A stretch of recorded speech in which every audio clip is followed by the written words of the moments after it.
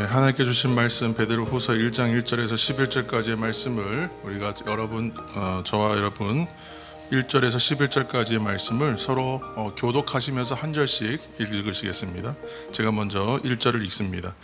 예수 그리스도의 종이며 사도인 시몬 베드로는 우리 하나님과 구주 예수 그리스도의 의를 힘입어 동일하게 보배로운 믿음을 우리와 함께 받은 자들에게 편지하노니 예수를 알므로 은혜와 평강이 너희에게 더욱 그의 신기한 능력으로 생명과 경건에 속한 모든 것을 우리에게 주셨으니 이는 자기의 영광과 덕으로서 우리를 부르신 이를 알므로 말미암음이라.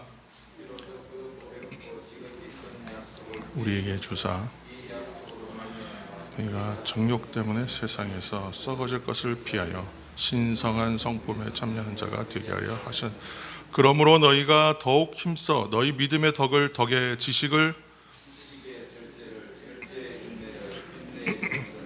경건의 형제 우애를 형제 우애의 사랑을 더하라.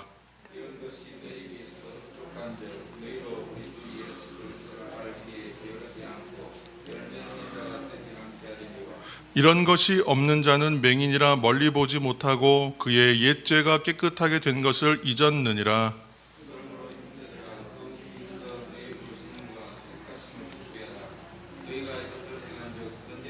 함께 읽겠습니다.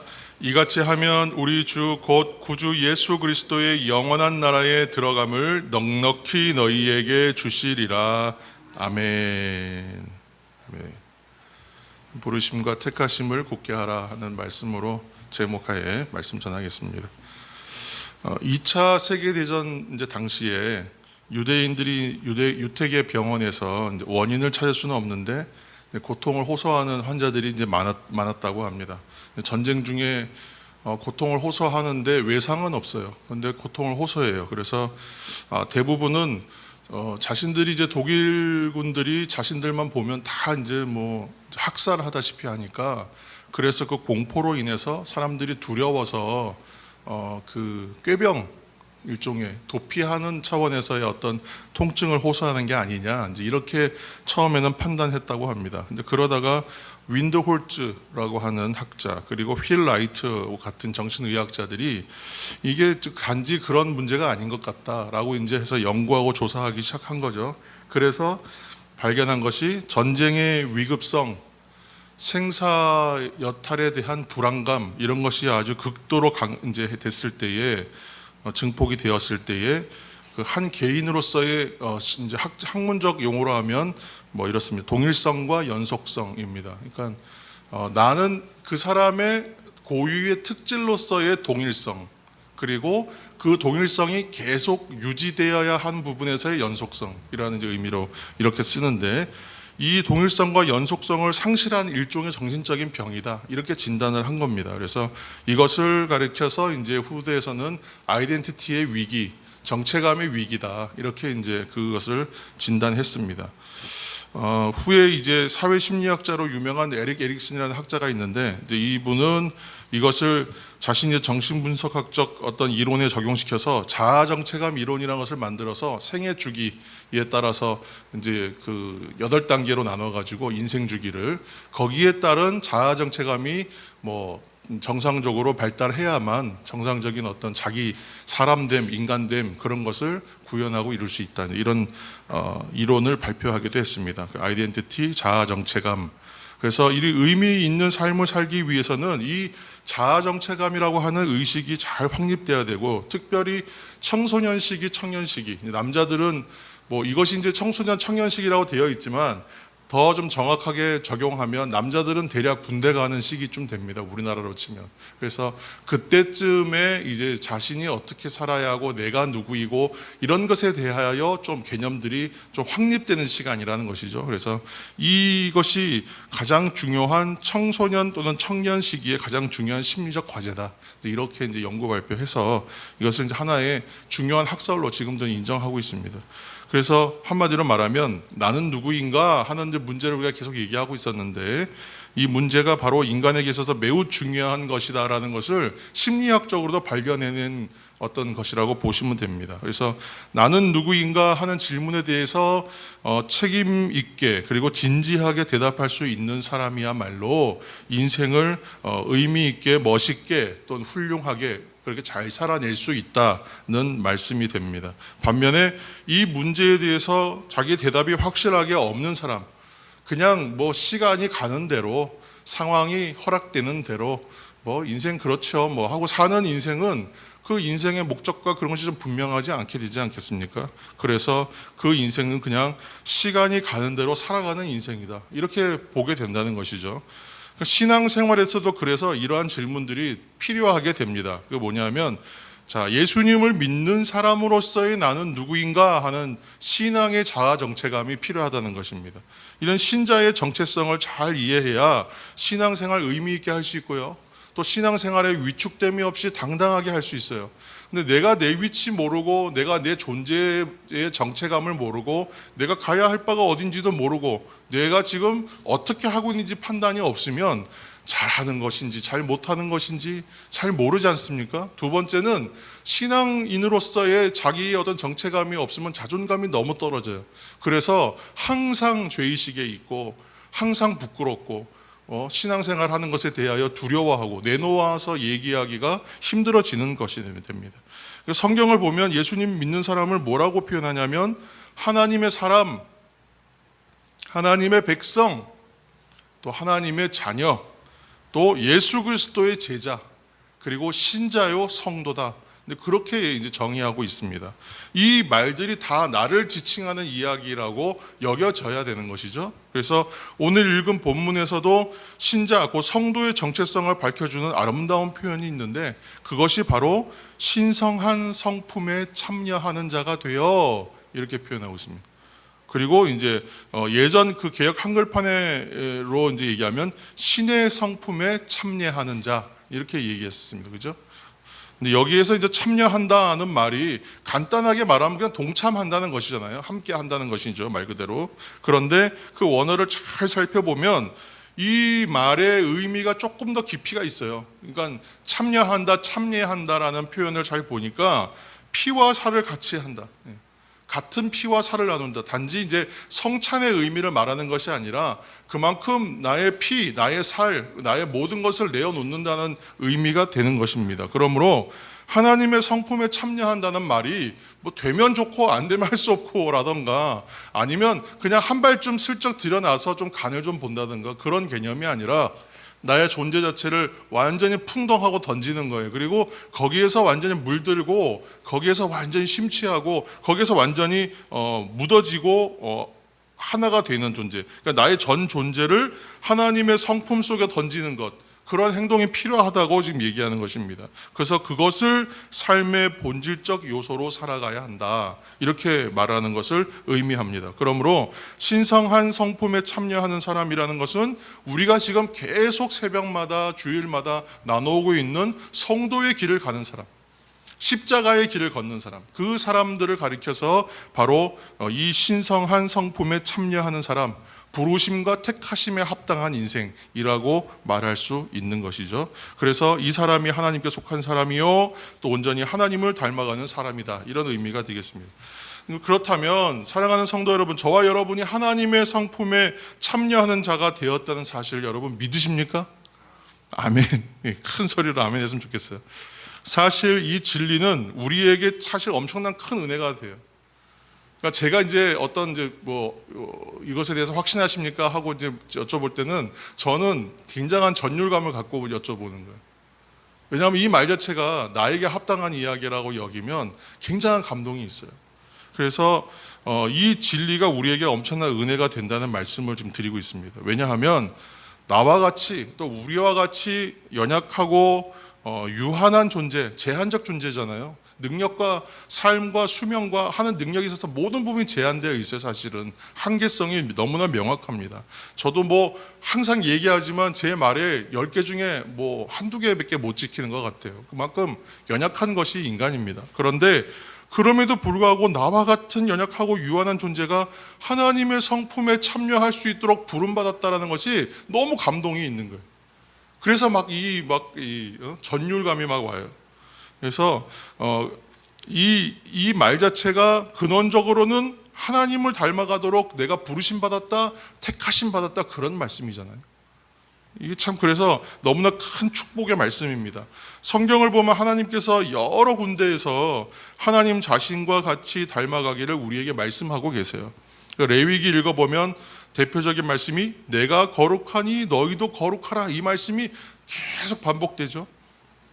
또 마태복음 5장 48절에 그 말씀이 또 반복돼요. 그러므로 하늘에 계신 너희 아버지의 온전하심과 같이 너희도 온전하라, 이렇게 말씀하고 있잖아요.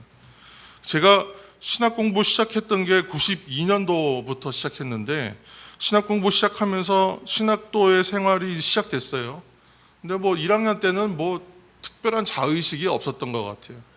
성경도 사실 말이 신학생이지 잘 모르고, 성경을 제대로 내가 얼마나 읽었나 좀 자부심도 없었어요. 그래서 성경 시험을 봤는데 1학년 1학기에 성경 시험 봤는데 성경 시험 보는데 격차가 얼마나 차이가 나는지 잘하는 몇몇 친구들이 있었습니다. 그래서 그 친구들 보면서 와, 정말 신이다, 신, 이렇게 여길 만큼 큰 현격한 차이를 느끼고 그만큼 저는 그때 부끄러웠다고 생각해요. 그런데 제가 제 자신을 알았던 거죠. 얼마나 부족한 존재였는지.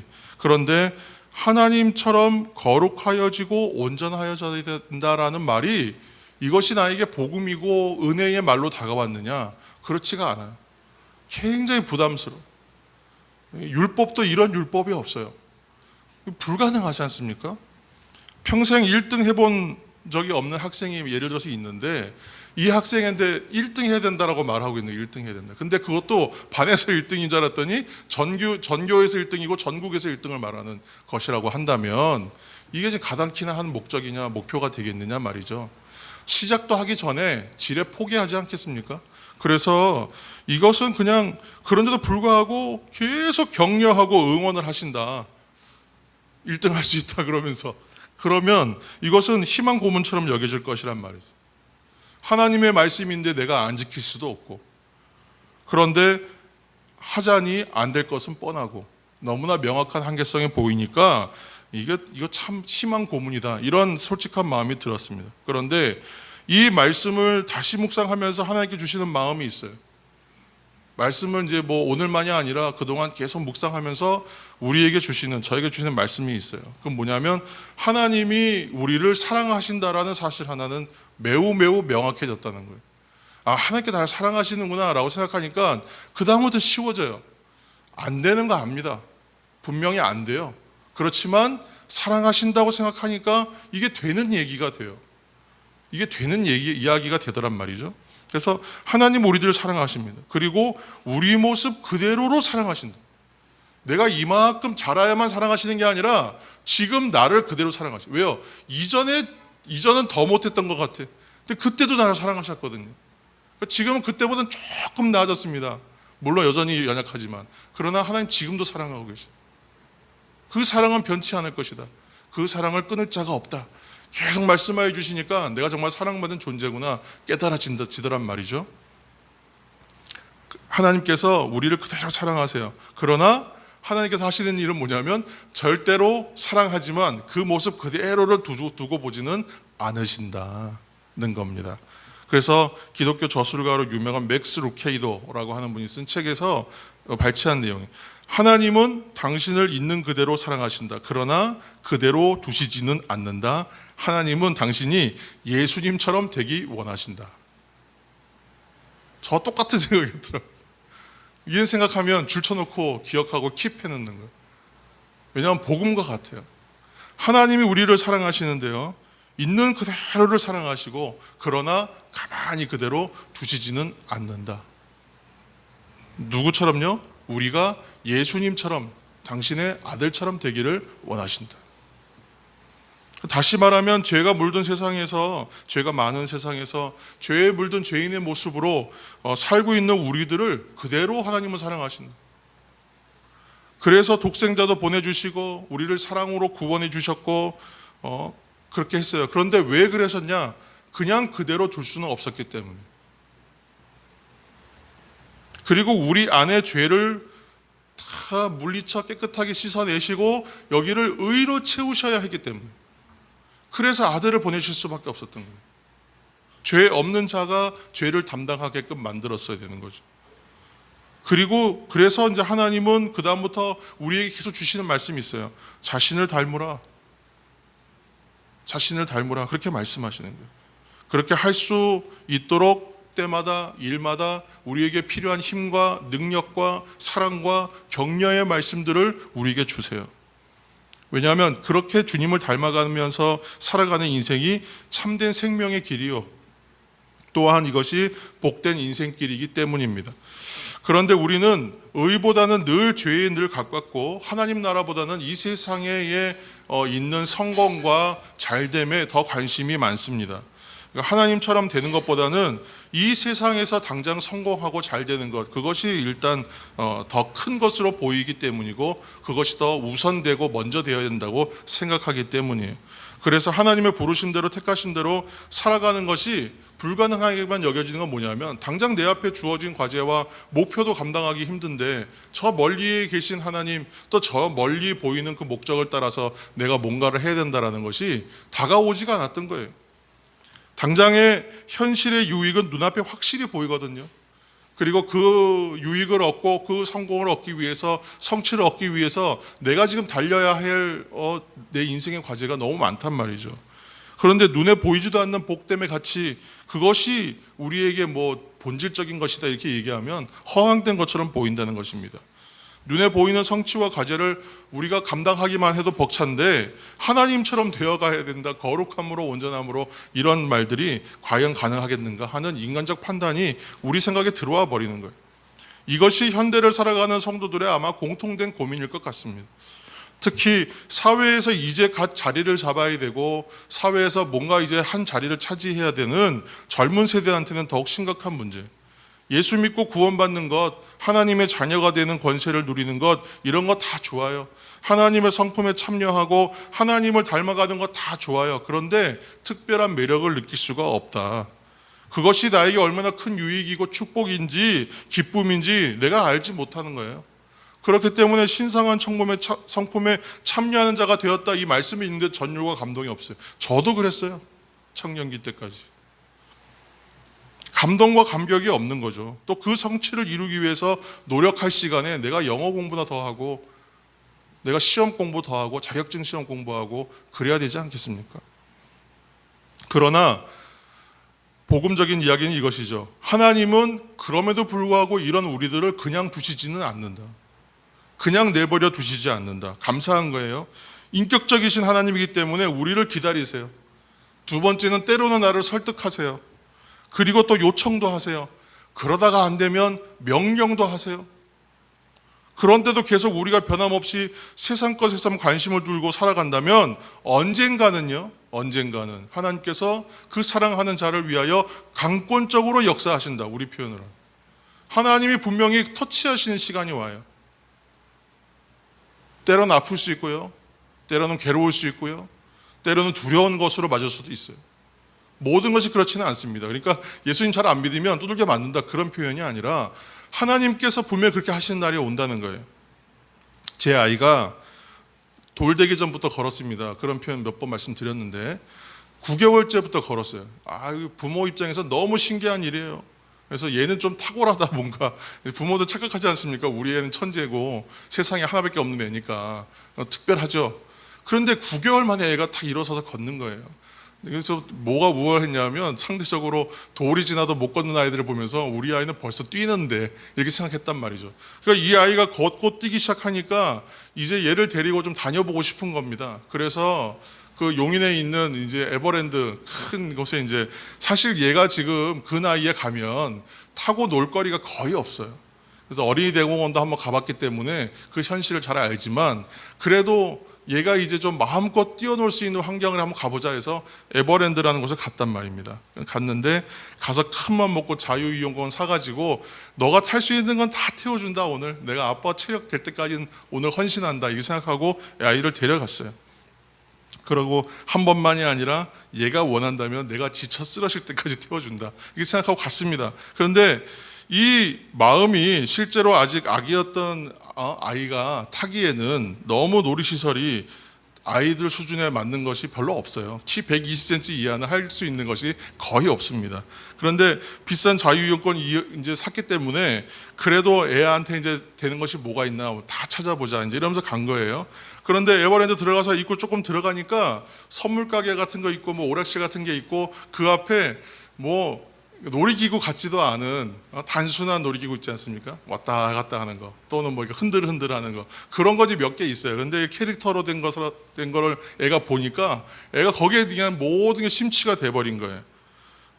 코끼리, 사자, 뭐 비행기, 자동차 이렇게 모양으로 된 오락용 기계인데 500원짜리 동전 넣으면 이제 한동안 흔들어주는 그런 기계입니다. 그런데 이 아이가 그것을 보더니 그냥 거기에 그냥 미쳐서 저거 타야 되겠다고 고집을 피우는 거예요. 그래서 할 수 없이 한 번은 태워줬어요. 그리고 나서 이제 우린 빨리 다른 거 타러 가야 되는데 얘는 죽어도 그거 한 번 더 타야 되겠다. 또 2번 태워줬어요. 그러면 끝나야 되는데 또 그거 타겠다는 거예요. 이것만 타겠다는 거예요.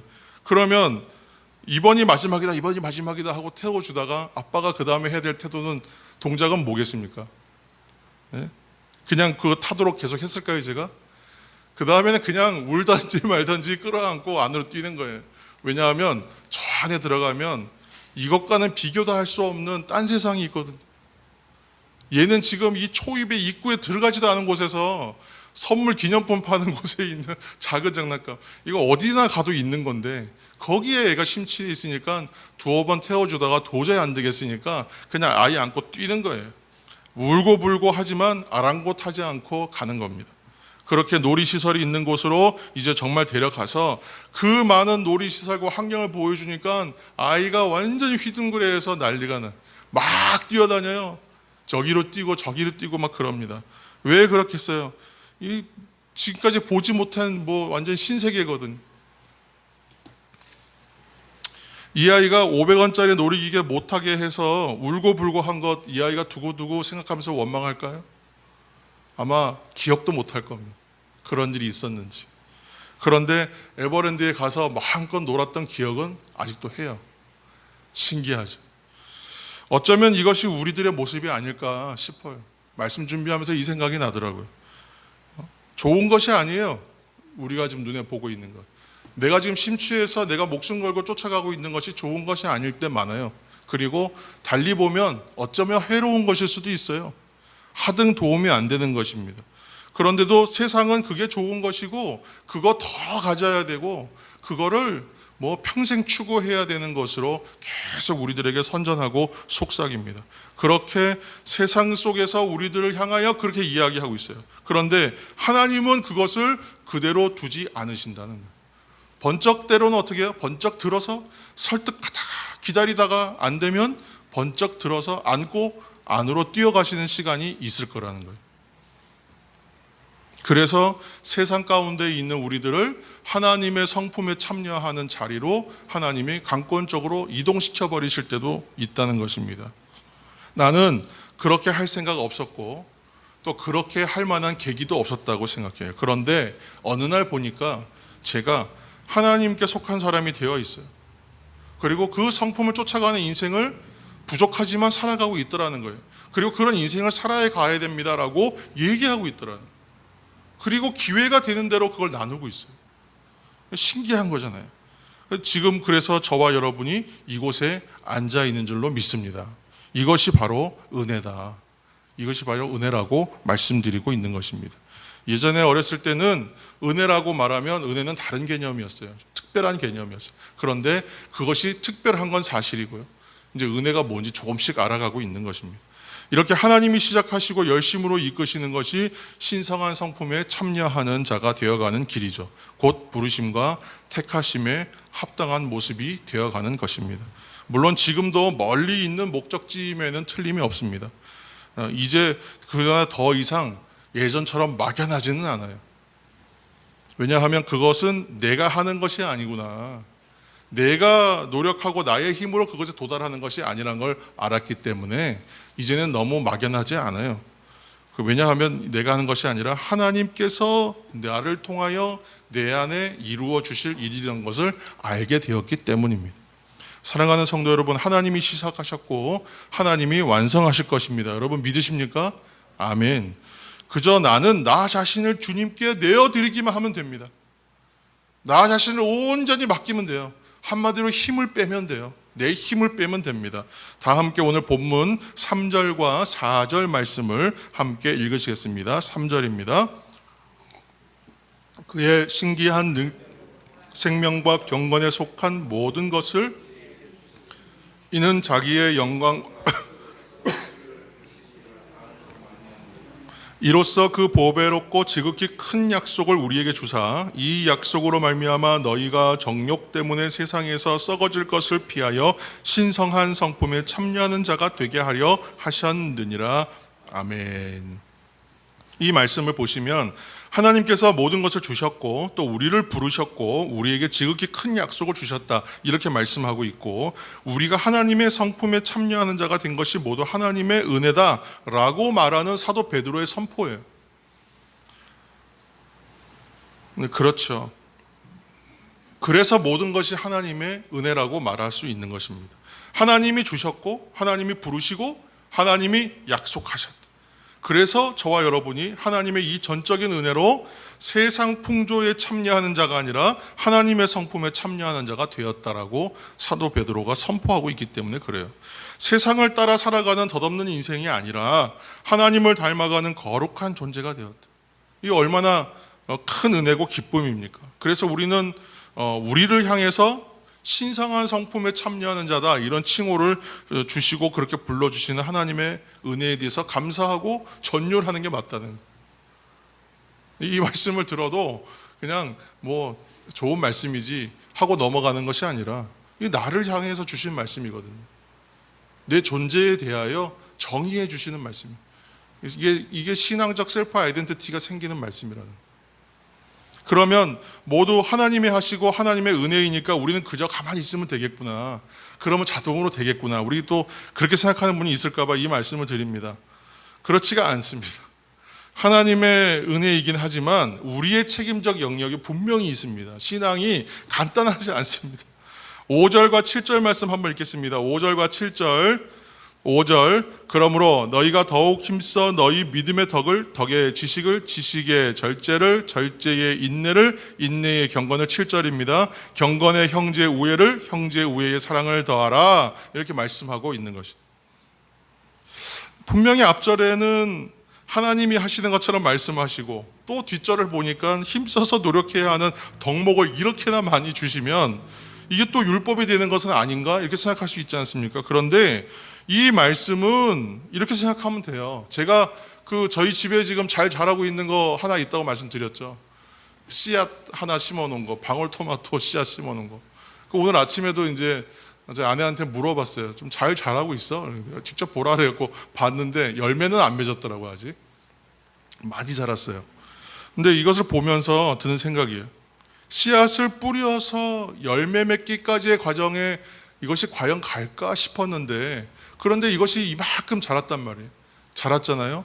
그런데 이것이 자라기까지 물을 주고 좀 햇볕이 좀 조금은 처음에는 그늘진 곳에 뒀다가 좀 이제 괜찮다고 하니까 햇볕 있는 곳에 뒀다가 또 뭐 바람이 좀 잘 통하는 곳에 뒀다가 또 물과 토양이 잘 맞는지 했다가 화분도 갈아주고 뭐 좀 도움될 만한 것도 꽂아주고 넣어주고, 이것은 저희가 했어요.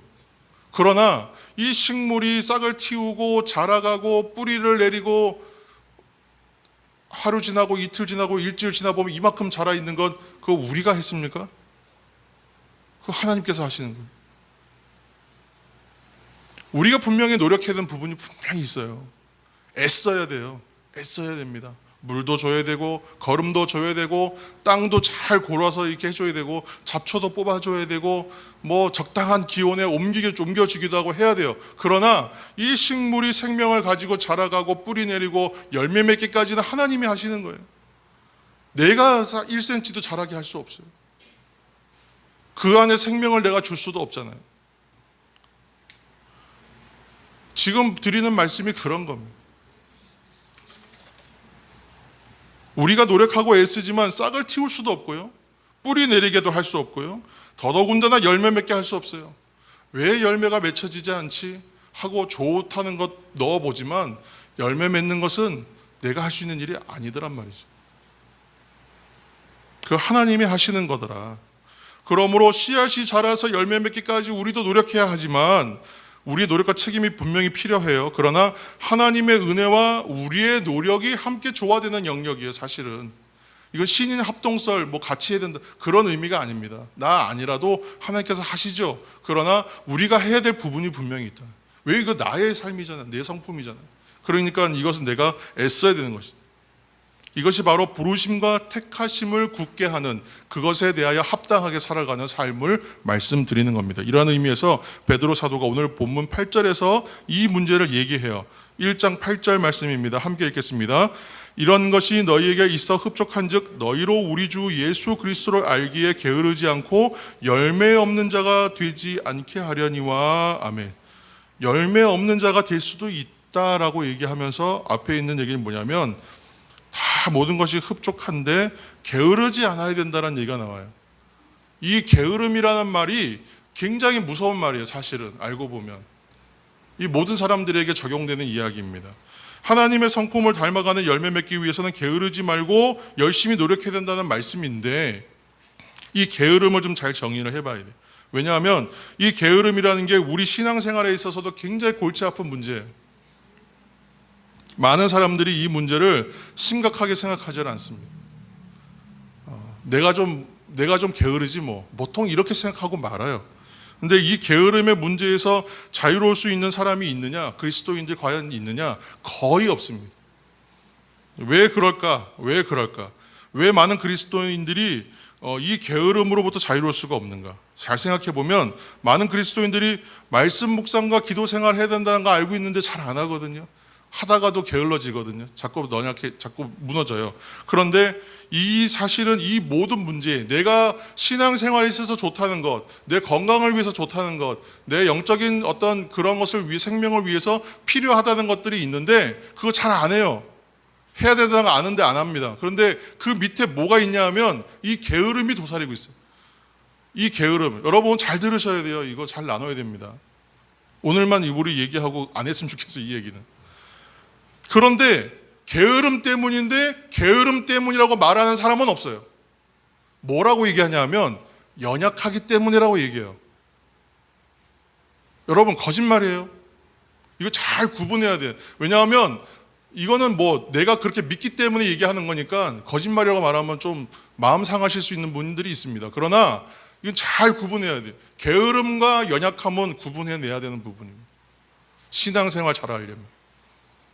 대부분 연약함이라고 얘기하거든요. 왜냐하면 게으름과 연약함을 혼동하기 때문에 그래요. 이거 악의적으로 해석하는 게 아니에요. 진짜 혼동합니다. 왜냐하면 내가 게을러서 내가 게으름으로 인하여 기도생활, 말씀생활 잘하지 못하는 것인데 이것을 나의 육신의 연약함으로 이야기한단 말이에요. 성경에 그런 얘기들이 있으니까. 왜 연약함으로 돌리는가? 첫 번째는 이것을 혼동하기 때문에, 연약함이냐 게으름이냐를 혼동하기 때문에. 두 번째는 그래야 마음이 편하거든요. 게으름이라고 말하면 좀 마음 상하고요. 연약함이라고 말하면요 좀 약간 봐주거든요. 그러니까 이것은 자기 편하려고 하는 얘기예요. 자기 자신이 영적인 게으름이 있다라는 얘기를 하기가 싫어합니다. 그래서 연약함으로 자신의 게으름을 위장하는 부분이 있다. 이것은 우리가 그래서 잘 내면을 여러분 잘 진중하게 보셔야 돼요. 그리스도인들이 참으로 좋아하는 말씀이 있어요. 구약 성경 중에 시편 127편 2절. 말씀 한번 읽을까요? 그러므로 여호와께서 그의 사랑하시는 자에게는 잠을 주시는도다. 이런 말씀. 하나님을 사랑하는 자는 잠을 잘 자게 하신다. 여러분 그런 의미입니까? 2절 전체를 읽어볼까요? 너희가 일찍이 일어나고 늦게 누우며 수고의 떡을 먹음이 헛되도다. 그러므로 여호와께서 그의 사랑하는 자에게는 잠을 주시는도다. 이게 또 무슨 얘기인가? 또 반전이네 생각하죠. 이 말씀은요, 인간의 수고와 노력도 모두 하나님의 주권에 달려있다는 얘기예요. 문맥 안에서 이해하면 모든 것이 하나님의 주권이기 때문에 편안한 잠을 자도록 하시는 분도 하나님이고, 더 나아가서 하나님이 사랑하는 사람은 잠을 자는 동안에도 그를 지켜주신다. 그런 말씀이잖아요. 근데 본인들이 원하는 대로 해석해서 말씀을 이해하는 부분도 많이 있어요. 그래서 표준 세번역 보면 진실로 주님께서는 사랑하는 사람에게는 그가 잠을 자는 동안에도 복을 주신다. 이렇게 번역해 놨어요. 또 마태복음 또 좋아하는 말씀이 26장 41절에 예수님이 하시는 말씀. 시험에 들지 않게 깨어 기도하라 그랬는데 다 제자들이 잤어요. 그러니까 마음은 원이로되 육신이 약하구나. 이렇게 말씀하셨던 부분을 대해서 적용하려고 하는 분들이 많이 있어요. 기도하려고 했는데 피곤하여서 쓰러져 잠든 제자들을 보시며 예수님께서 하신 말씀. 그러면 이 무슨 뜻이냐? 연약하다라는 말은 쓰러져 잠잔 사람들이 스스로를 대하여 연약하다고 말하면 안 돼요. 그렇죠? 맞습니까? 여러분 좀 헷갈리십니까? 이거 잘 구분해야 된다니까요. 연약하다는 말은 주님이 말씀하시는 거예요. 쓰러져서 잠들 때까지 최선을 다했어요. 제자들은 나름대로. 제자들 우습게 보면 안 돼요. 예수님 잡혀가실 거고 돌아가실 것 같고 뭔가 분위기가 안 좋으니까 최선을 다해서 기도하려고 했을 거예요. 그러나 그들이 지쳐서 잠들었어요. 두려워 떨다가 공포에 떨다가 이제 기도하자 그러니까 앉아있다 보니까 잠이 와서 잤어요. 그들 보고 하시는 위로의 말씀인 거예요. 육신이 약하구나, 연약하구나. 불쌍히 여기시고 긍휼히 여기시면서 주시는 말씀이지 내가 연약하여라고 말할 수 있는 부분은 아니라는 거예요. 연약하다는 말은 우리가 쓸 수 없는 단어입니다. 사실은 주님이 우리에게 주시는 말씀, 위로의 말씀. 우리는 게으른 거예요. 나의 육신과 어떤 노력의 한계점이 이르러 어쩔 수 없었을 때나 이 표현을 쓸 수 있을까요? 쉽게 쓸 수 있는 말이 아닙니다. 그러나 우리는 너무 쉽게 씁니다. 그러므로 지금 하나님의 성품을 온전히 닮아가지 못하는 것이 연약함 때문인가, 게으름 때문인가 하는 것은 우리 각자 성도들의 자기 성찰의 부분입니다. 자신이 판단해야 됩니다. 이건 목사가 뭐 지적하는 문제도 아니고 저도 똑같습니다. 그래서 이 부분에 대해서는 항상 성찰해야 됩니다. 그래서 조금 구분하고 조금 더 잘 뜯어내서 철저하게 해야 되겠다. 그런 마음도 저도 갖습니다. 게으르지 않고 더욱 힘쓰는 자들에게 주시는 약속의 말씀도 있거든요. 오늘 11절 말씀입니다. 다 같이 읽으시겠습니다. 이같이 하면 우리 주 곧 구주 예수 그리스도의 영원한 나라에 들어감을 넉넉히 너희에게 주시리라. 아멘. 이 지금 굉장히 중요한 키포인트가 여기에 있다는 거잖아요. 그러니까 우리가 지금 막연하게 하나님 나라에 들어가는 구원에 대하여 확신이 있습니까? 아멘. 큰 소리로 외치면 끝나는 줄 알았는데 그것이 아니라고 얘기하면서 올 지금 한 해를 끌고 오고 있는데 어디까지 구분해야 되냐 하면 내 내면에 남들에게 보여줄 수 없는 나 자신의 이 내면의 영역 안에 있는 게으름과 연약함에 대한 부분까지도 하나님 앞에서는 더 정확하게 구분하여 내어놓는 것이 중요하다는 거예요. 그래서 제가 기도할 때 우리 장로님께서 예전에 기도하실 때 그런 말씀을 한번 하신 적이 있어요. 회개해야 기도했으면 좋겠다. 저 그 말에 굉장히 반가웠어요. 왜냐하면 우리가 회개한다는 건요, 내가 나를 늘 돌이킨다는 말씀이에요. 그러면 거기에서 구분할 것이 많거든요. 구분해내기 시작하면요, 하나님 앞에서 내가 하나님으로 돌아가면서 나의 부끄러운 모습이 너무나 많이 있어요. 늘 회개는 열려 있어요. 열릴 수밖에 없어요. 그리고 회개하면 기도가 풀려요. 회개하면요, 하나님의 은혜가 임하기 시작해요. 회개하기 시작하면 하나님의 능력이 오는 거예요. 왜 그럴까요? 나를 돌이켜서 나를 점검하고 발견하여 아닌 것은 제하여 버리고 맞는 것은 계속 하나님 앞에 드리며 나가기 때문에 하나님께서 그 자녀됨의 아름다움을 보고 기뻐하시는 거예요. 얘가 이제 에버랜드 저 안에 있는 놀이기구에서 눈을 떴구나. 그러면서 이제 자, 가서 즐겨라. 이젠 내가 아빠가 안 뛰어다녀도 되겠다. 얼마나 좋겠어요. 기쁘시겠어요. 얘가 요 입구에서 500원짜리에 그냥 달달달 매달려 있던 아이가 저 안에 들어가서 기뻐하는 거예요. 얼마나 좋겠어요. 하나님이 기뻐하시는 그 자리로 다 나아가시는 저와 여러분 되시기를 예수님의 이름으로 축원합니다. 게으름은 더 이상 천성이라고 하면서 성품의 문제로 말할 것이 아닙니다. 신앙의 문제. 그러므로 게으름은 영적 변화와 신앙 성숙의 최대의 적입니다. 오늘 이 사실들을 기억하시면서 부르심과 택하심에 합당하도록 하나님의 성품을 닮아가는데 더욱 힘쓰셔서 영원한 하나님의 나라에 그리스도의 영원한 나라에 들어감을 넉넉히 주시는 그 은혜를 충만히 누리시는 저와 여러분 되시기를 예수님의 이름으로 축원합니다. 기도하겠습니다. 사랑의 하나님, 우리는 아버지 하나님의 은혜로 하나님의 성품에 참여하는 자들이 되었습니다. 이제는 우리가 더욱 힘써 하나님의 성품을 내 안에 품어가게 하여 주셔서 우리 주, 곧 구주 예수 그리스도의 영원한 나라에 들어감을 넉넉히 얻게 하여 주옵소서. 예수님의 이름으로 기도합니다. 아멘. 이제는 우리 주 예수 그리스도의 은혜와 아버지 하나님의 무한하신 사랑하심과 성령 하나님의 충만하심과 내주하심이 부르심과 택하심 앞에서 합당한 삶을 살며 하나님의 성품에 참여하기를 소망하고 결단하는 원근각지에 있는 우리 모든 성도들과 각 가정과 권속들 위해, 그 삶의 자리 위에, 또한 온라인으로 예배하는 성도들과 우리 사랑 담은 교회 위에, 사랑하는 조국 대한민국 위에 이제로부터 영원까지 함께 하옵시기를 간절히 축원하옵나이다. 아멘.